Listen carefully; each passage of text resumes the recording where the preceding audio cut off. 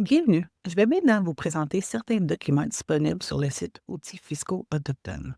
En haut de la page, vous voyez les principales sections du site, rapport et budgétisation, planification et engagement, mise en œuvre et gestion, ainsi qu'apprentissage et développement. Pour commencer, allons dans planification et engagement, puis cliquez sur Outils de planification stratégique. Dans cette section, nous abordons certaines caractéristiques des organisations à haute performance, qu'est-ce que ça signifie et à quoi cela ressemble concrètement. Nous passons ensuite en revue le processus de planification, en quoi il consiste et comment le mettre en œuvre. Nous présentons également des principes directeurs de la planification, les principaux types de planification auxquels une organisation peut être appelée à participer, ainsi que d'autres ressources liées à la planification communautaire. Nous expliquons ensuite qu'est-ce que c'est la planification stratégique et les différentes phases nécessaires à sa réalisation. Pour la phase 1, nous donnons un aperçu général et il va de même pour les phases 2 à 5. L'approche demeure volontairement simple et à haut niveau, mais elle est ensuite approfondie afin de vous offrir un outil clair et structuré pour mieux comprendre quoi faire, comment commencer et vers où aller. Ces outils peuvent ainsi vous soutenir efficacement dans la planification stratégique de votre organisation. Si on va plus bas, on retrouve un lien pour modèle gratuit. Ici, on voit plusieurs modèles, notamment celle du rapport annuel et celle pour l'Assemblée générale annuelle.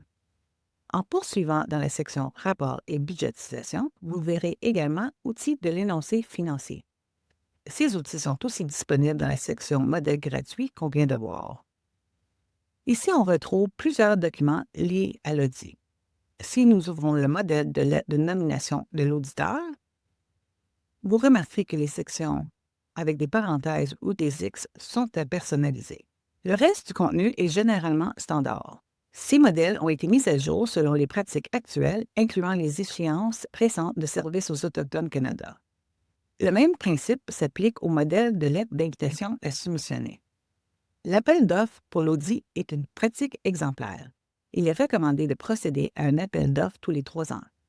Cela consiste à transmettre une demande de proposition à votre cabinet d'audit actuel ainsi qu'à d'autres auditeurs. Cela permet d'assurer que vous obtenez un juste prix et de respecter les exigences liées à l'indépendance de l'auditeur. Lorsque le même auditeur est en place depuis de nombreuses années, un certain niveau de complaisance peut parfois s'installer.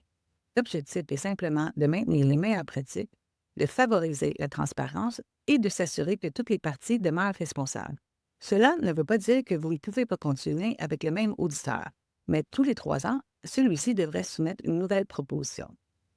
Vous trouverez également une lettre d'accusé de réception de l'audit.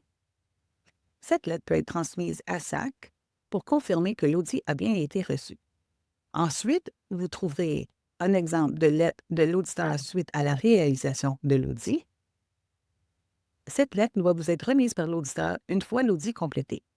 Elle confirme que les états financiers ont été audités selon les normes applicables et présente l'opinion de l'auditeur.